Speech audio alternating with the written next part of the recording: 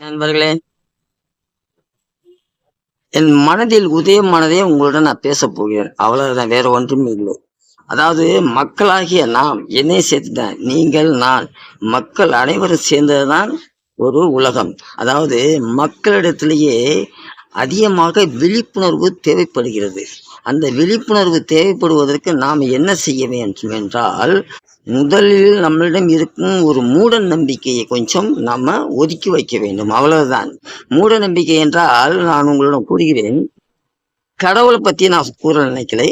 அதாவது அந்த ரூபத்தில் நம்மளோட மனதில் ஓடிக்கொண்டு இருக்கும் எண்ணங்களை மட்டும்தான் நான் கூற நினைக்கிறேன். அதாவது ஒரு சின்ன உதாரணம் சொல்றேன் ஏங்களுங்க. இந்த மனம் இருக்கிறதுல இந்த மனதை ஒரு கோயிலாக நினைத்து கொள்ளுங்கள். இந்த உடலில் ஓடிக்கொண்டு இருக்கின்ற இந்த உயிரை ஒரு இறைவனாக நினைத்துக் கொள்ளுங்கள். இந்த உடல் இருக்கு பத்திலா, இந்த உடல் தான் இந்த உலகம் என்று நினைத்துக் கொள்ளுங்கள்.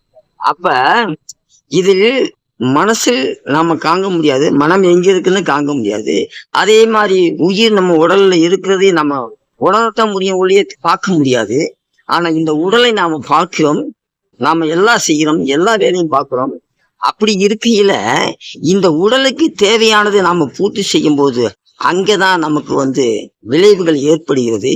இதை நாம செய்யும் தவறுகளை, இந்த உடலுக்கு ஏற்றுக்கொள்ளும் தவறுகளை நாம தான் உணர்ந்து பார்க்க வேண்டும் ஒழிய மற்றவர்களை குறை கூறியோ இல்ல கடவுளை குறை கூறியோ இல்லை கோயிலுக்கு போனாலோ இல்லை கடவுளிடம் முறையிட்டாலோ அதை தீரப்போவதில்லை. நாம செய்யும் காரியங்கள் தான் நமக்கு முக்கியமானது.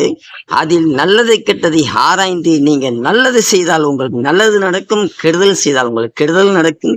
இந்த விழிப்புணர்வை நாம தேடிக்கொண்டு வாழ்க்கையில் பயணங்கள் செய்தோம்னா நீங்களும் நல்லா இருக்கலாம், நானும் நல்லா இருக்கலாம், இந்த உலகம் நல்லா இருக்கலாம், மக்கள் நல்லா இருக்கலாம், சந்தோஷமா வாழலாம். நானும் உங்கள் நண்பன் இன்று போய் நாளை வருகிறேன். நன்றி, வணக்கம்.